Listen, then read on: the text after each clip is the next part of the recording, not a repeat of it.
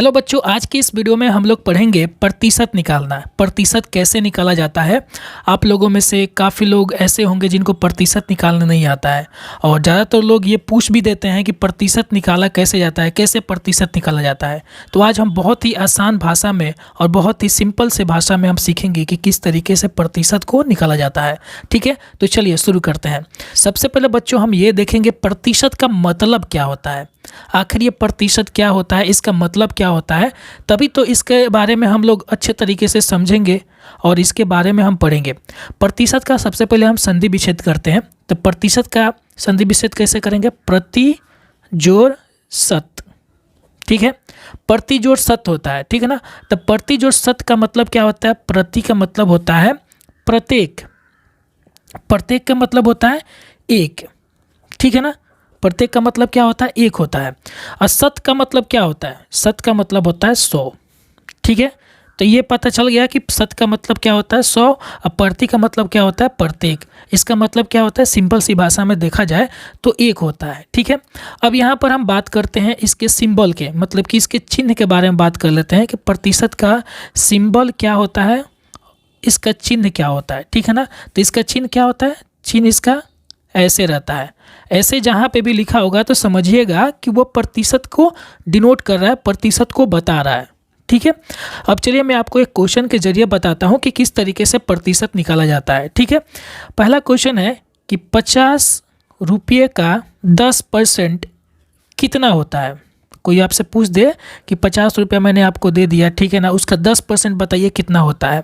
या फिर 100 रुपया दे दिया, उसका 10% कितना होता है। या फिर आपको मैंने 30 रुपया दे दिया, उसका 10% कितना होता है। तो कैसे निकालिएगा? चलिए इस क्वेश्चन के जरिए हम लोग समझते हैं। 50 रुपये का 10% कितना होता है। तो सबसे पहले हम लिखेंगे 50 का मतलब होता है गुना, और 10% यहाँ पर लिखा हुआ है तो हम क्या करेंगे? सबसे पहले 10 लिख देंगे। और परसेंट का मतलब क्या होता है? 100। याद रखिएगा, परसेंट का मतलब क्या होता है? 100। इस बात का याद रखिएगा। ठीक है, तो हम इसके बट्टा में क्या लिख देंगे? 100। ठीक है, बट्टा में हमने 100 लिख दिया। अब हम क्या करेंगे? देखेंगे कि ये जीरो इससे कट रहा है कि नहीं कट रहा है। तो यहाँ से ये जीरो कट गया, अब बच गया ये वाला जीरो, इसको हम इससे कटा देंगे, कट गया।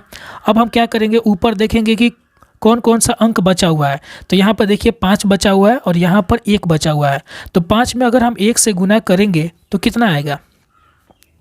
5 गुना 1। ठीक है, बट्टा हम लिख देंगे। उसके बाद से नीचे यहाँ पर कोई अंक नहीं है, मात्र 1 है, तो ये यहाँ पर 1 लिख देंगे, लिख दिए। अब यहाँ पर 5 गुना 1 का मतलब कितना होगा? 5। अब बट्टा 1 हो गया। आप इसको 5 भी लिख सकते हैं। तो इस तरीके से 50 रुपया का 10% कितना हो गया आपका? 5 रुपया। तो कोई भी पूछेगा कि बताइए 50 रुपया का 10% कितना होता है, तो आप इस तरीके से निकाल लीजिएगा, निकालिएगा तो आपको यहाँ पर पता चल जाएगा कि 50 रुपया का 10% कितना होता है? 5 रुपया। अब चलिए दूसरे एग्जाम्पल के तौर पर मैं आपको बताता हूँ। जैसे कि मैंने यहाँ पर दूसरा एग्जाम्पल ले लिया। मैं बोला कि 30 रुपया, मेरे पास 30 रुपया है, ठीक है ना। 30 रुपये का आप मुझे 15% बताइए कितना होगा। 15% कितना होता है? ठीक है ना, 15%। ठीक है, तो हम क्या करेंगे? कैसे निकालेंगे? इसको निकालने के लिए हम यहाँ पर लिखेंगे 30 का मतलब लिखेंगे गुना 15% लिखा हुआ, तो हम लिखेंगे 15/100। प्रतिशत का मतलब क्या होता है? 100। याद रखिएगा। यहाँ पे मैं आपको एक और बार लिख देता हूँ, प्रतिशत का मतलब क्या होता है? 100।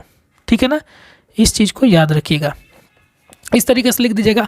अब देखिएगा कि कौन सा अंक किस तरीके से कट रहा है। जैसे कि ये जीरो है, यहाँ पे एक जीरो है, एक ऊपर में 30 के साथ जीरो है और नीचे में यहाँ पे 100 है, तो एक जीरो से ये जीरो कट जाएगा। ठीक है ना। अब हम देखेंगे कि ये 10 कितने से कटेगा। क्या ये 3 से 10 कटेगा? नहीं कटेगा। क्या ये 15 और 10 कटेगा? तो बिल्कुल कटेगा। 2 से कटा कर देखेंगे तो ये नहीं कटेगा। 3 से कटाएंगे तो ये 15 कट जाएगा, लेकिन 10 नहीं कटेगा। 4 से कटाएंगे तो ये भी नहीं कटेगा, ना ही ये भी कटेगा। लेकिन 5 से कटाएंगे तो 15 कट जाएगा और 10 भी कट जाएगा। तो 5 के पढ़ा हम 3 बार अगर पढ़ते हैं तो यहाँ पर 3 बार में ये कट जाएगा। अगर हम 5 के पढ़ा 2 बार में पढ़ते हैं तो ये 2 बार में कट जाएगा।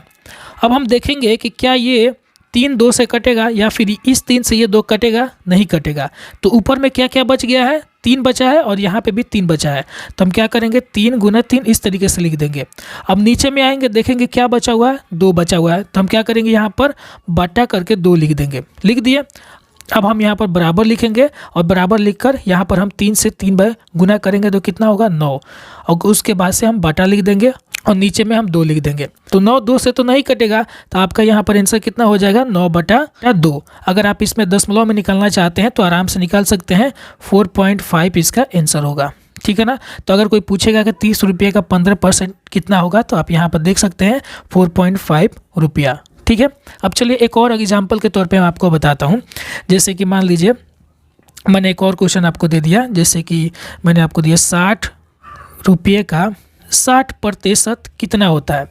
60 रुपये का 60% कितना होता है। या फिर आपसे कोई ये भी पूछ सकता है कि 60 रुपये का 60% निकाल कर बताइए कितना होगा।